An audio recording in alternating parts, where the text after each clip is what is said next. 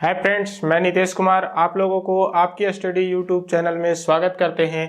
आज हम लोग एक इम्पॉर्टेंट टॉपिक बायोलॉजी का डिस्कस करेंगे और वो टॉपिक है ब्लड।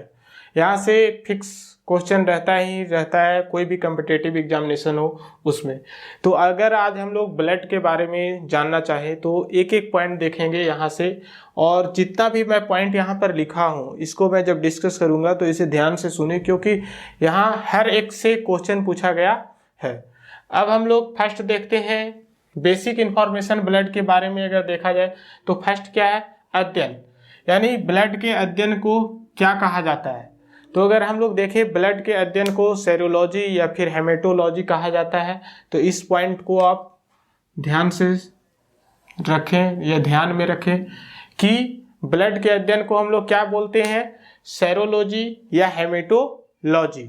सेकेंड पॉइंट अगर हम लोग देखें कि ब्लड जो है एक प्रकार का तरल संयोजी उत्तक है। तरल संयोजी उत्तक क्या होता है, जो हमारे शरीर में हर जगह जुड़ा। संयोजी मतलब ही होता है कि हमारे शरीर के हर पार्ट से जुड़ा हो, मतलब कनेक्टेड हो। तो ये ब्लड जो होता है वो लिक्विड फॉर्म में जनरली होता है, हालांकि इसमें सॉलिड कणिकाएं भी होते हैं, लेकिन ये हमारे शरीर के हर पार्ट से क्या होता है, जुड़ा होता है। इसीलिए इसको हम लोग क्या बोलते हैं, तरल संयोजी उत्तक। उसके बाद अगर हम लोग थर्ड पॉइंट देखें तो थर्ड पॉइंट क्या है कि ये जो तरल संयोजी उत्तक होता है ये लाल होता है। कैसा कलर का होता है, लाल होता है। अब लाल होने के पीछे बताया जाता है कि जो हमारा ब्लड होता है उसमें से हीमोग्लोबिन पाया जाता है, और वो हीमोग्लोबिन जो होता है वो आयरन का बना होता है। तो आयरन, हीमोग्लोबिन में आयरन होता है, और वही आयरन जो है वो हमारे ब्लड को क्या करता है, रेड कलर में डाल देता है या रेड कलर होता है। उसके साथ साथ अभी मैं बताया कि ये तरल है लेकिन साथ साथ गाढ़ा है। और अगर ब्लड का टेस्ट देखा जाए कि ब्लड का टेस्ट किस प्रकार का है, तो ब्लड का जो टेस्ट है वो जनरली क्या होता है, नमकीन होता है, यानी साल्टी होगा। और एक प्रकार का प्राकृतिक कोलाइड है, प्राकृतिक कोलाइड है। हम लोग यह कोलाइडी विलयन है। अगर इस पॉइंट को हम लोग समझना चाहें कि कोलाइडी विलयन आखिर है क्या, तो आप समझे कि कोई भी ऐसी चीज जिसको हम लोग छाने और उसके पूरे ऊपर का कुछ पार्ट जो है वो रह जाए। जैसे हम लोग देखते हैं कि शरबत बनाते हैं, तो शरबत बनाने के बाद क्या होता है कि उसमें से हम लोग गुड़ है, गुड़ के साथ पानी है, तो हम लोग फिर उसको छानते हैं तो उसके ऊपर के कुछ पार्ट रह जाता है। तो जो चीज़ जनरली छानने के बाद ऊपर में आ जाए उसको हम लोग क्या कहते हैं, कोलाइडी विलयन। उसी तरह से आप चाय देखें, चाय में हम लोग क्या डालते हैं, तो चाय में आप देखोगे कि चाय पत्ती डालते हैं, फिर चीनी डालते हैं, दूध डालते हैं, और जब छानते हैं तो उसके ऊपर भी कुछ पार्ट बच जाता है। तो ऐसे कोई भी चीज़ जो छानने के बाद ऊपर में थोड़ा बहुत बच जाए यानी छना जाए, उसको हम लोग कहते हैं कोलाइड या कोलाइडी विलयन। तो ब्लड भी जो है हमारा कैसा है, एक प्रकार का कोलाइड है या कोलाइडी विलयन है। हमारा जो ब्लड होता है बेसिकली अगर आप देखेंगे तो मैं आपको बोला कि ये तरल होता है, लेकिन ये कंप्लीटली तरल नहीं होता। इसमें से आगे हम लोग पढ़ेंगे कि इसमें से प्लाज्मा होता है 60%, जो जनरली लिक्विड फॉर्म में होता है, लेकिन उसके साथ साथ आरबीसी, डब्ल्यूबीसी, प्लेटलेट्स होते हैं। ये सारे क्या होते हैं, कणिकाएं होते हैं, मतलब छोटे छोटे कण होते हैं। जैसे हम लोग अभी बताए ना कि चाय बना रहे हैं तो चाय के में मिल्क है, वाटर है, लेकिन उसके साथ साथ हम लोग क्या डाल रहे हैं, ऊपर से चीनी डाल रहे हैं, चाय पत्ती डाल रहे हैं। तो ये जो डालते हैं ये सारे छोटे छोटे क्या है, पार्टिकल हैं सॉलिड वाले। उसी प्रकार से आप देखोगे कि रक्त में भी क्या होता है कि छोटे छोटे पार्टिकल्स रहते हैं, और वो क्या चीज के रूप में रहते हैं, आरबीसी के रूप में, डब्ल्यूबीसी के रूप में प्रेजेंट रहते हैं। और इसी को हम लोग क्या कहते हैं, कोलाइडी विलयन कहते हैं।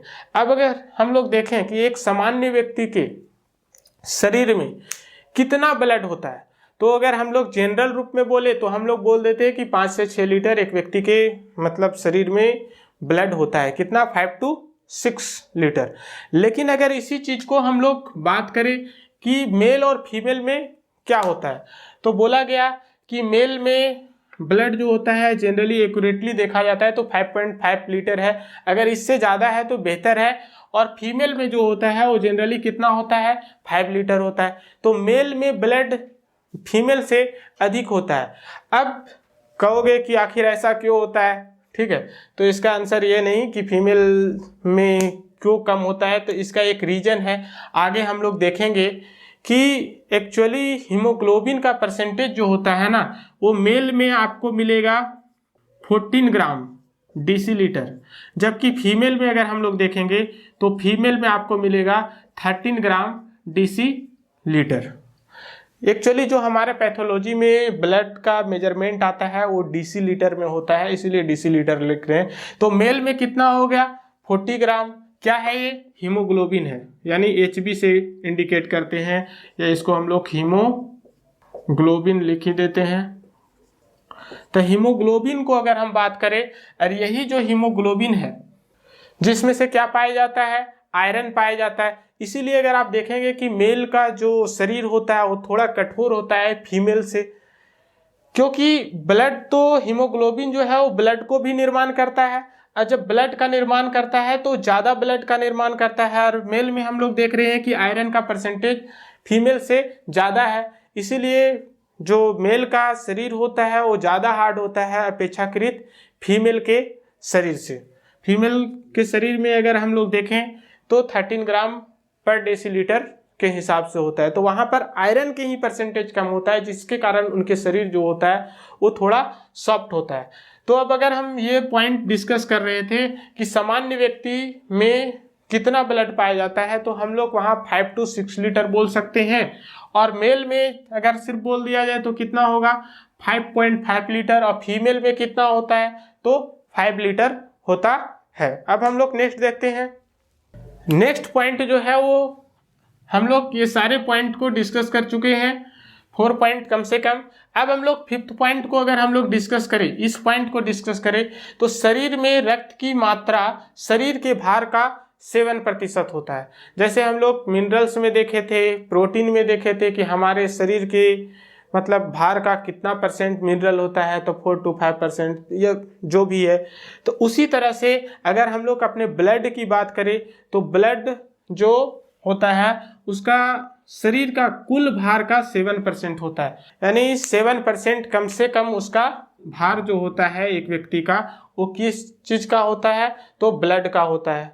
हीमोग्लोबिन के बारे में बता दिए कि एक व्यक्ति में ब्लड में क्या पाया जाता है, हीमोग्लोबिन पाया जाता है, और हीमोग्लोबिन जो होता है उसमें से आयरन रहता है, क्या रहता है, Fe, आयरन रहता है। हीमोग्लोबिन एक प्रकार का प्रोटीन है, और यही आयरन मेल में 14 ग्राम होता है और फीमेल में जो होता है वो 13 ग्राम होता है।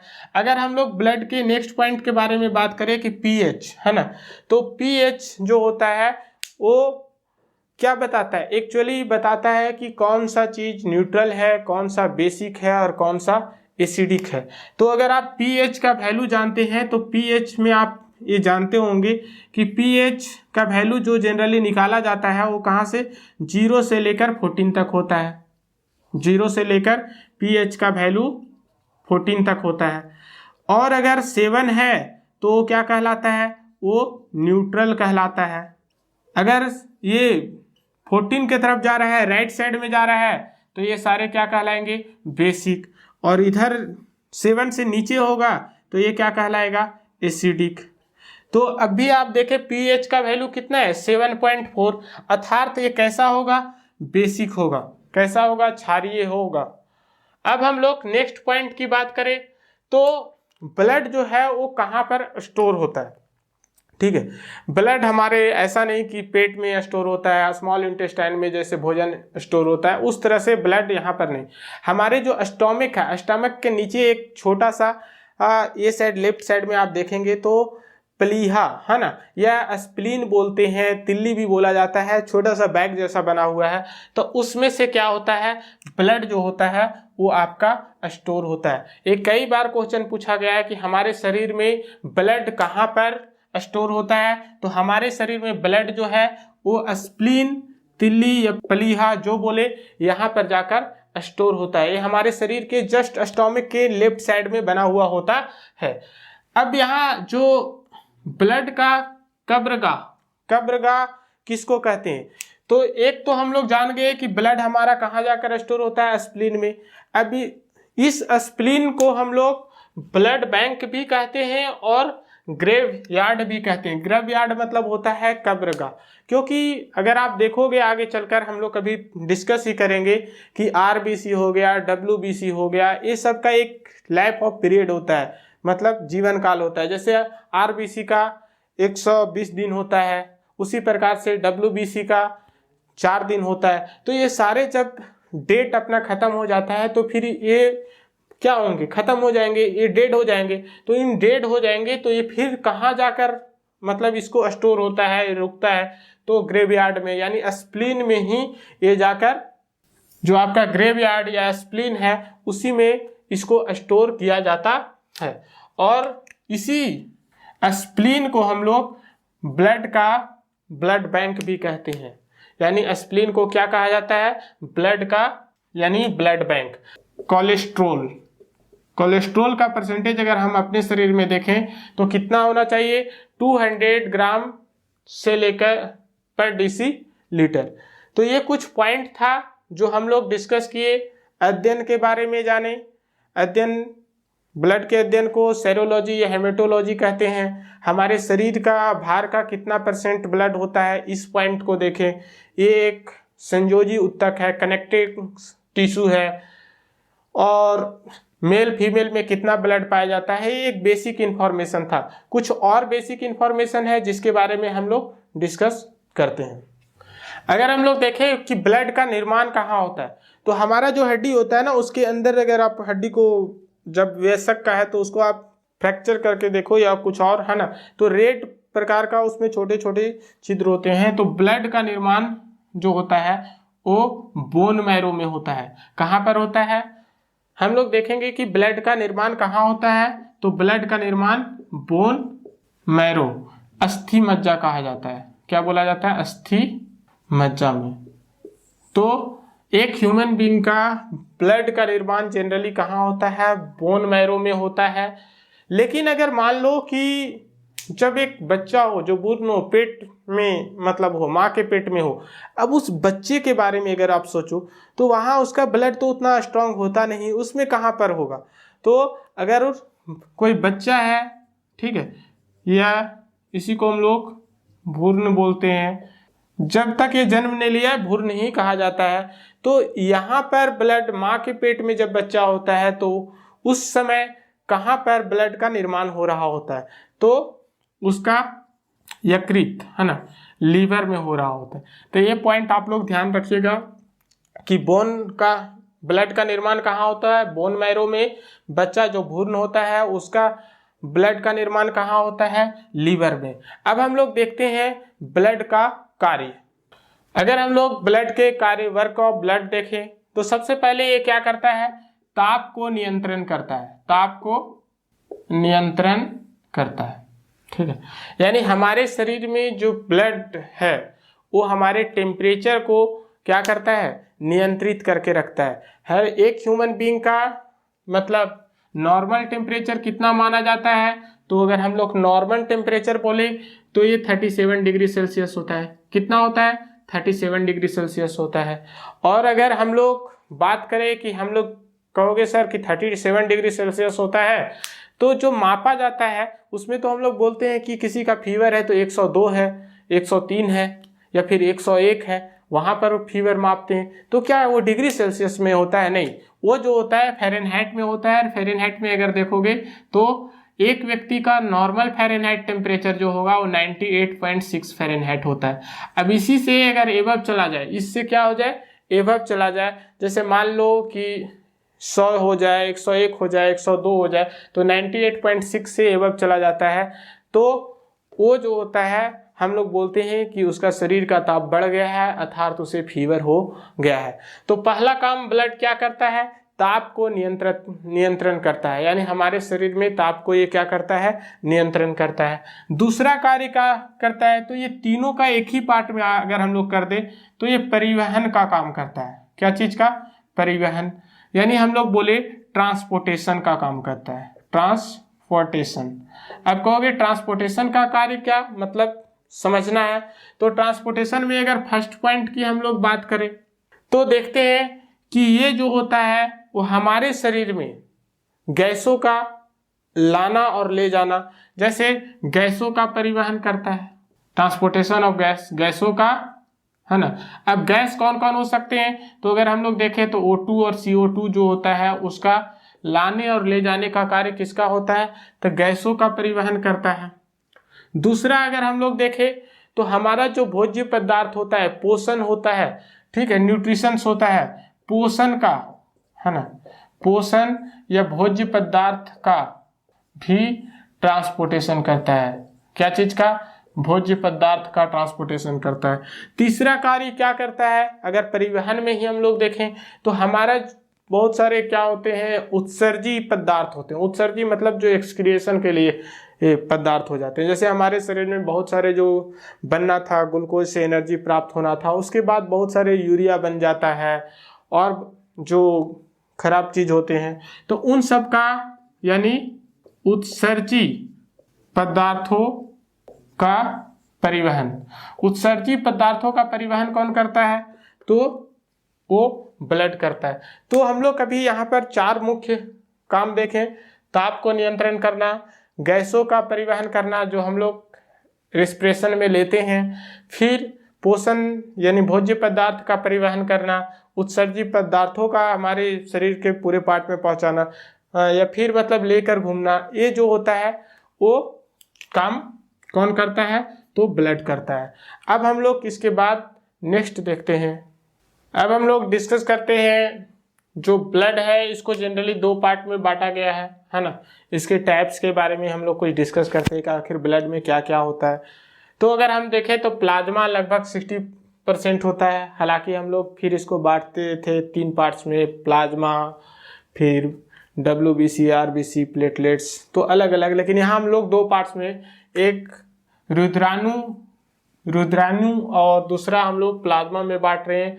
तो अगर हम लोग प्लाज्मा की बात करें, किसकी बात करें, प्लाज्मा की बात करें, हम लोग इसको नेक्स्ट वीडियो में देखेंगे, पूरा डिटेल इसके बारे में जानेंगे। हम लोग इसको थोड़ा सा डिटेल यहाँ पर अभी हम लोग जान रहे हैं। तो यहाँ पर क्या हो गया, प्लाज्मा जो होता है वो जनरली हल्के पीले रंग का लिक्विड होता है। क्या होता है, हल्के पीले रंग का।